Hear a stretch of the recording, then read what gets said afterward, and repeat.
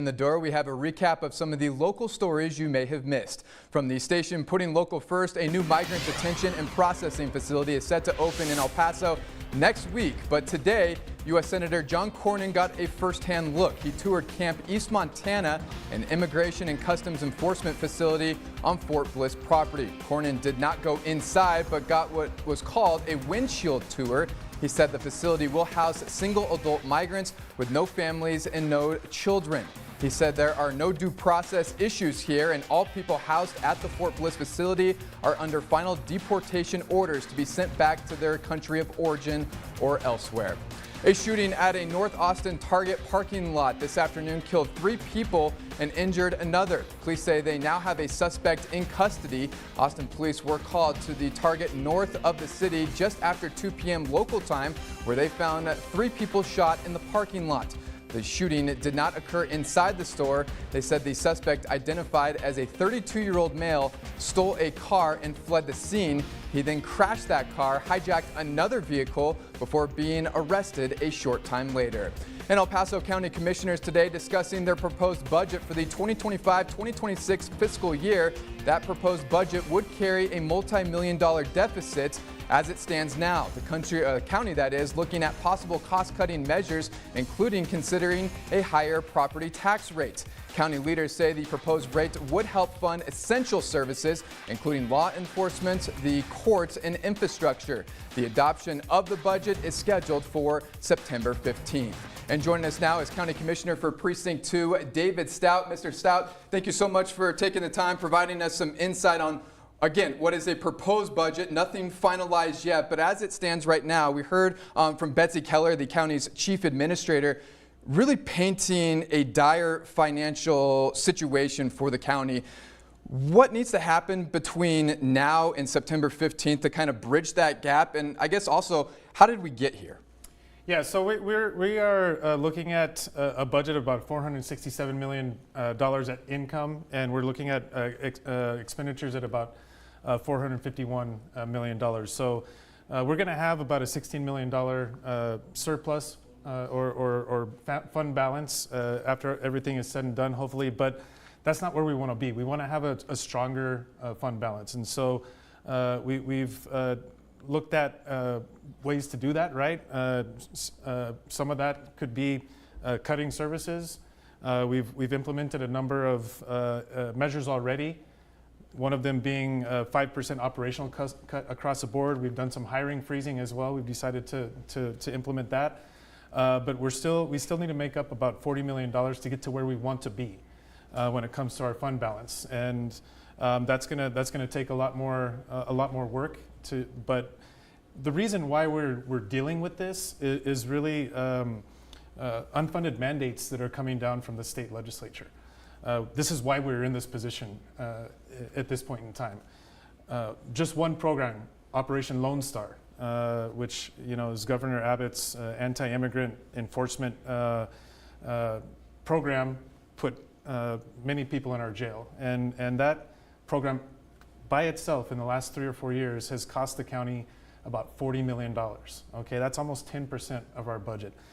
This legislative session alone, we're looking at least another $20 million in programs and services that the state is mandating us to provide but is not giving us money for. So that's a $60 million hit in the last 4 years from the state legislature.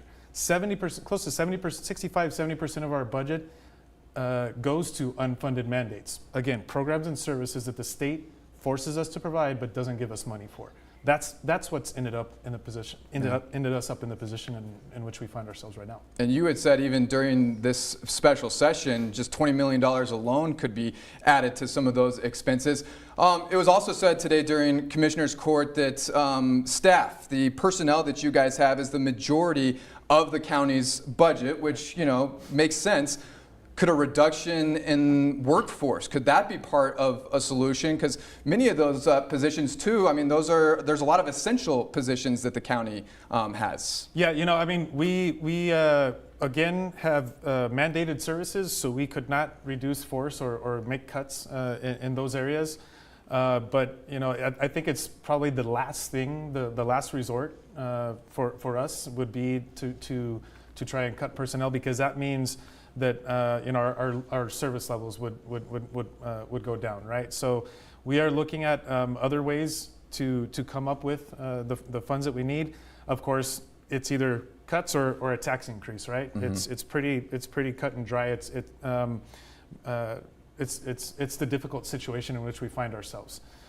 So we are you know, looking at other programs. We're going to be going through every single one of our non-mandated programs and non-mandated departments and looking at areas where we might be able to cut there. But this is probably the most difficult budget session I've ever been through, and I've been in office for 11 years. Yeah. You talked about one of the other solutions, which of course is raising taxes for people, and that's always a hot topic for residents of El Paso who have not only endured that, but also continue to speak out against that and raising property taxes. How much does the county try to avoid doing that? I think you know, traditionally we have done the best that we possibly can when it comes to trying to provide relief to people.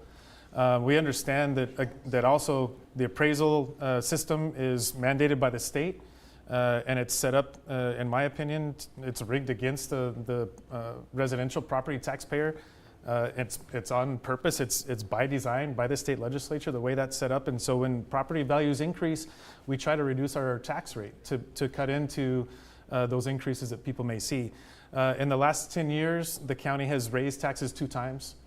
We've lowered taxes a number of times, including last year, and then we've kept the tax rate the same. I'll say we've reduced the tax rate and kept the tax rate the same, because a tax rate reduction doesn't always translate into a tax payment reduction, right? Mm-hmm. That's something that needs to be very clear. But we've tried to be as fiscally responsible as we possibly can, but it's so difficult, again, when you have the state legislature burdening us with so many unfunded mandates. They do not give us money for these programs, and that is what's driving these issues that we're having right now. So the buck doesn't always stop local government. It could be part of even a larger issue at the state level, is right. What you're saying. Not when 65% of your budget, you're told you have to spend it by somebody else, right?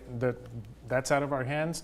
You know, I spend a lot of time in Austin. My colleagues and I, we go to Austin during every legislative session, and we plead with the state legislature to not send us more unfunded mandates.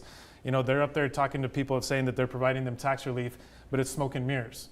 You know, they're saying, oh, we're cutting the tax rates, we're doing this and that, but no, the majority of what you're seeing in increases in local government, especially county government, is due to the state legislature and the decisions that they're making, and it's mostly political, right? Again, this terribly political Operation Lone Star program has cost us $40 million. That is, again, close to 10% of 1 year's budget at the county. Yeah. Mr. Stout, thank you so much for providing us insight on a topic I know we're going to be hearing a lot of between now and the next month. Certainly a lot to go over, and we certainly appreciate your insight here on the program. Thank you for the time. Yeah, absolutely. That's David Stout, the County Commissioner for Precinct 2, and coming up, another step to track down absent law